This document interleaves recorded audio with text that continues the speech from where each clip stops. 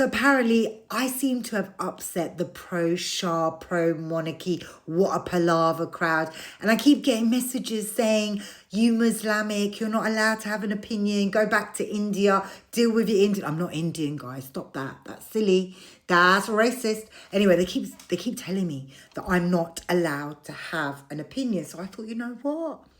That's fine with me.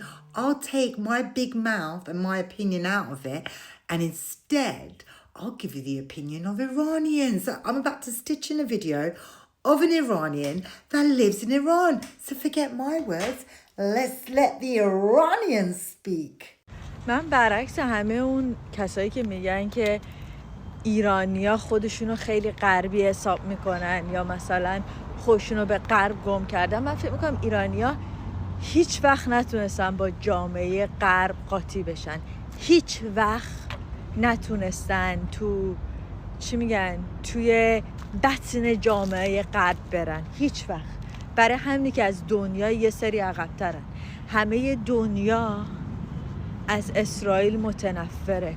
همه دنیا از اون پرچم متنفرن. همه دنیا داره به خاطر مسائلی که اتفاق افتاده، فلسطین، وضعیت اقتصادی، همه چی داره میره به سمت چپ. خب تو همین آمریکاش هم آخر کپیتالیسمش هم داره میره به سمت چپ. برای همین زهران ممدانی چی شد تو نیویورک انتخاب شد. همه اینا ایرانیا هنوز پرچم اسرائیل میبرن، هنوز فکر میکنن مثلا نژاد پرستی، سفیدی اینا خوبه. میدونی این اصلا تو به عنوان یک ایرانی که تو کالیفرنیا، من تو سان فرانسیسکو زندگی میکردم، تو سان دیگو هم زندگی کردم، قبلا تو انگلیس هم زندگی کردم، 17 سالگی خارج از ایران بودم، میتونم با اعتماد کامل بگم که ایرانیا تو بطن جامعه همین آمریکاش نیستن. همه اون ایرانیای بیولی هیل و لس آنجلس هم تو بطن جامعه آمریکا نیستن.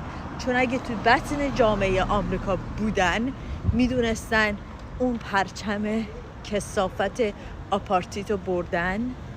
حالا به دور از اصلا به خاطر مسائل انسانیش اصلا بذار کنار، آدم که نیستین، انسان که نیستین، اوکی، اصلا مسائل انسانی رو هم بذار کنار. احمق به خاطری که الان به خاطر موقعیت به خاطر موقعیت چی میگن سیاسیتون، به خاطر موقعیت این که احتیاج به این دارین که دنیا بهتون توجه کنه، اونا نبر. اگه میدونست، اگه تو بطن جامعه آمریکا بودن میدونستن که نباید ببرن. ولی مشکلشون اینه که همون 50 سال پیش که از ایران اومدن همون موندن. حتی اوناش هم که تازه اومدن موندن.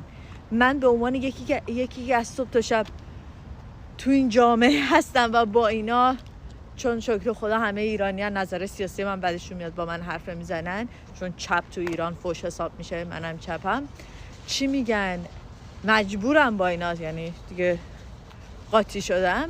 میدونم که ایرانیا هیچ وقت نتونستن قاطی شن. تنها چیزی که از قاطی بودن با آمریکایی و سفید چی میگن غربی ها فهمیدن اینی که لخ باشن و خودشونو سفید بدونن و نمیدونم مشروب بخورن و بگم ما از مسلمونا متنفریم. هیچ وقت به موت نشدن، هیچ وقت به روز نشدن. کلا یه دهه یه نسل عقب‌ترن.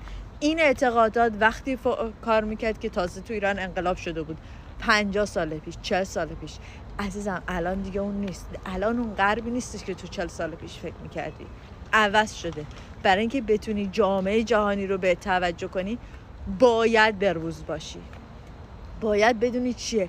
اون پرچم و کثافت رو بردین با خودتون تظاهرات، یکی در مورد ایران حرف نمیزنه.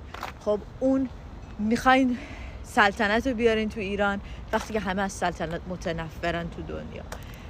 راسته افراطی شدی، میگه من اسلاموفوبیکم. عزیزم اسلاموفوبیک 50 سال پیش مد بود تو آمریکا. الان شهردار آمریکا، شهردار نیویورک مسلمونه. از چی داری؟ چی میگی اصلا؟ اصلا اعتقادم بذار کنار. میخوای جامعه جهانی به توجه کنه؟ به روز باش، ببین چی میگذره تو این جامعه.